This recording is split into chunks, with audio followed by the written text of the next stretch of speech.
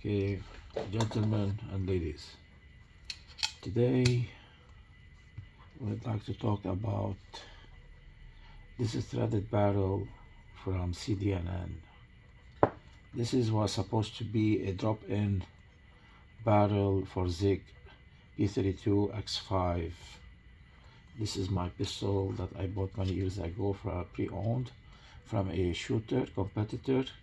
He did a lot of modifications, including changing the triggers, shoe, and many things that happened to this pistol. I shot it a couple of times at competition, but since I have many pistols, I shoot my other competition pistols as well. This one is still like not mushy, but a plasticish in feeling. This is the nature of the beast of Sig Sauer. As you can see from inside, it's a different kind of animal for the control fire group, which is one piece. We're gonna talk about why and not the way we assemble this one.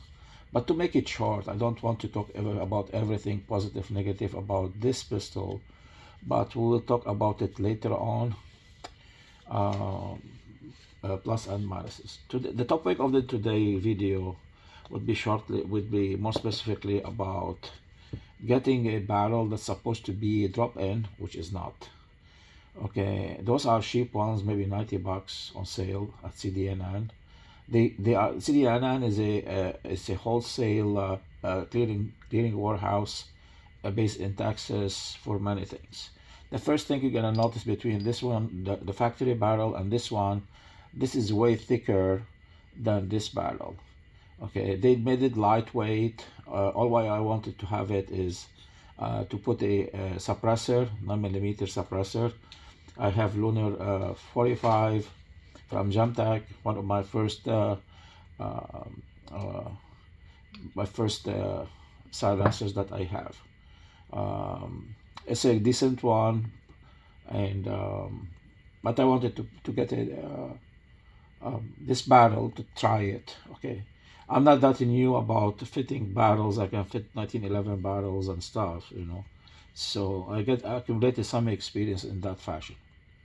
Now, I tried to go and compare what was working to whatever we had to make sure that the geometry and the openings and the link here, the delay link that goes under this one here. You see this big round rod here.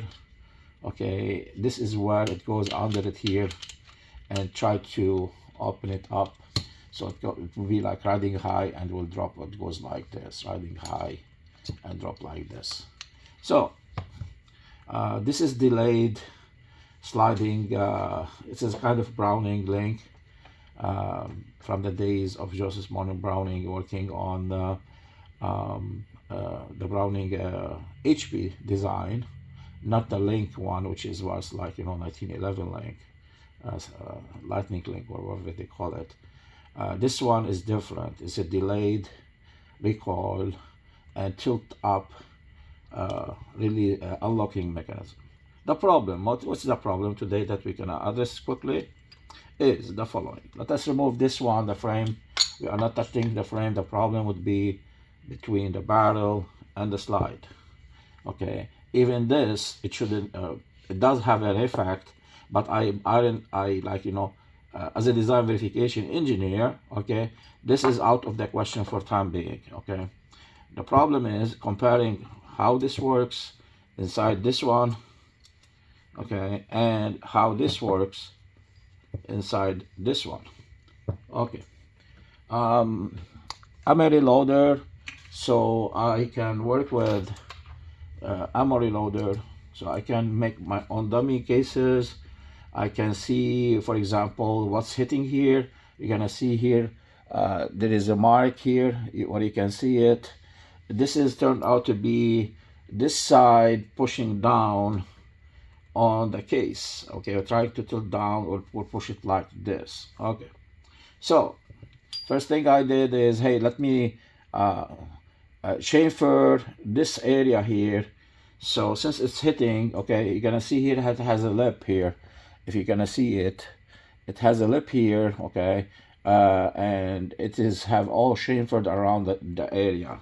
This one did not have the same thing, so I polish it, and even I try to open it using a stone on a Dremel, try to clear it. I did some mess here, but who cares? Even I throw us in the garbage, just 90 bucks, and it's a lesson for everybody and me to get it working. Now, what's the problem now? Let us see. If I put this one here, okay, this will lock correctly, okay? Okay, this is locking, unlocking, okay? So, without using, let us actually put the spring here so we can have a better idea what's going on, okay? So this, if I push on this one, it will unlock without any effort whatsoever, okay? Okay, unlock. So if it goes down, then this one under recoil, okay, will go under, and this will tilt up. Okay. If I put one case, I made one short, one correct length. Actually, this is 19 millimeter high, and this one I shortened it a bit. Okay, so make sure if there is any problem with regarding this plank test, if it goes below or high, maybe this has a the chamber head spacing. 1911 they had space on the case mouth here, okay? So if this is high and this hasn't been chambered correctly, now this will protrude back a little, maybe 50,000 or 15,000 or 5,000 or whatever is the case, and when you are trying to lock it, it will jam the slide in the locking system. Okay, now one of the differences that you can see between those two slides, between this one and this one, you're gonna find is the profile of this one. This is a sharp, see here, this is a sharp and not flattened a bit. So I addressed all the issues, like here, polish this aside, make sure the dimensions are correctly. I opened up this here to be having the same profile as the one that having on the factory one. This is what sharper up like this. So I turned this a bit to follow up the same profile about the factory one. Okay, so this has different profile than factory because maybe this is a longer barrel and thinner barrel. So I did not mess up with this one. It could be the problem that this is screwed up from whoever cut it down like this. So it will be total garbage. If it does not work, it does not work. So okay, let us make a simple test here. This actually, no, I keep it the cover. So if I push on my fingers with this one, it will go freely. Okay, that's good. Okay, now if I put another here, take this barrel, drop it here. Okay, okay, I push on this one because this is a longer barrel. Okay, I can do this as well. Okay, no problem. Okay, so it gets out of the locking with less effort. Let me take the spring again and test it with the spring and see how it goes. Also, it works fine. No problem. What's the problem right now? Take a case, no bullet, no nothing. Okay, we have one short, one long. We're gonna start with the long one first, and maybe this is the long one. Okay, open this one, drop this one here. Okay, put it here. Okay, now put the spring back. Okay, just hold it a second because, okay.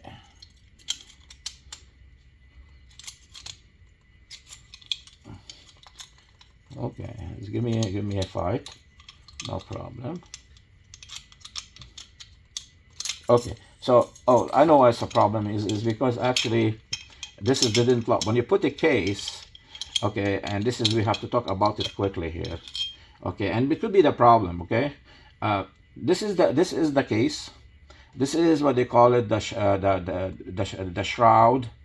Okay, and those are the two cuts here. And you can notice on this side there is the cut for here is even hitting this guy here. Okay, is the on this side there is the extractor. Okay, this will extract the case out of the chamber on the recoil. So it is here. Okay,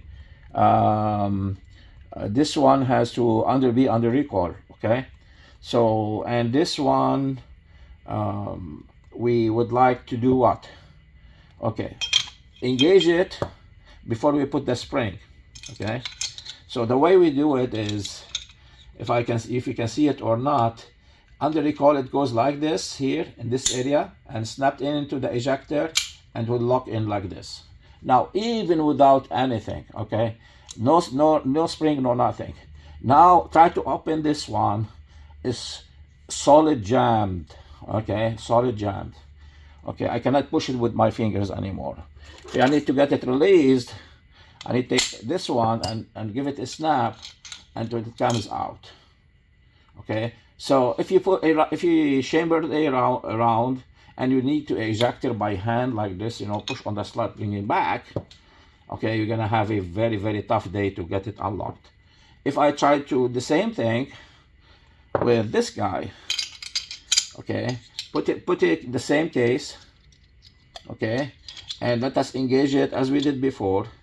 Okay, I go to this area and snap it in.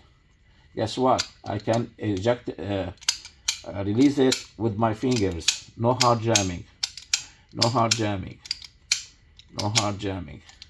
Okay, so I can, even when there is a case, and this has snapped and locked the case to the extractor, okay, this is locked here, okay, and this is work fine.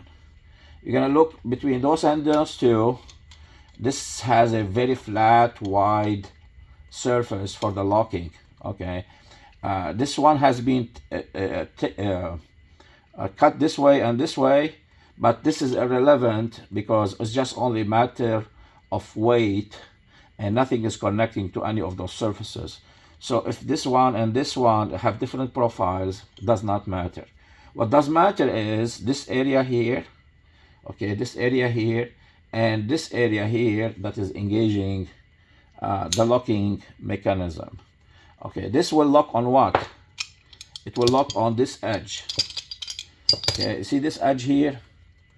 Okay, this edge actually it lock on it, and once it goes down, okay, this can go back like this. Okay, and I'll lock and lock, lock and lock. So after all work I done, the only thing that I'm left to diagnose and see if it is the problem is this area. Okay, maybe, okay, and I have to try it. Even I messed this one. Is this one actually area has to go back a little back. Okay, so I need to file it. Okay, and I'm not sure if this is the right way or not. This is making why this is video. If I file this one here a bit and then maybe lower it like this, okay, so to give it the same maybe cut here, okay, this is still vertical, okay, there is no cut on this one like this 45 degrees, so I won't touch this area. But if you're gonna see, maybe somebody filed this area here, okay, to give it more clearance so it will lock and unlock correctly. And guess what? Maybe this is the last thing I would like to do. Okay, just make sure if I lower this part here, so this one it gauges up, it will have less friction and will keep going down like this. So I hope you enjoyed my video. It is a long video, but you know, this one is giving you the fit. You know, 1911 is one beast, this is another beast. Okay, and thank you for watching. Like my channel, not paid by anybody, and share it, you know, pass the word, and thank you for watching. Thank you.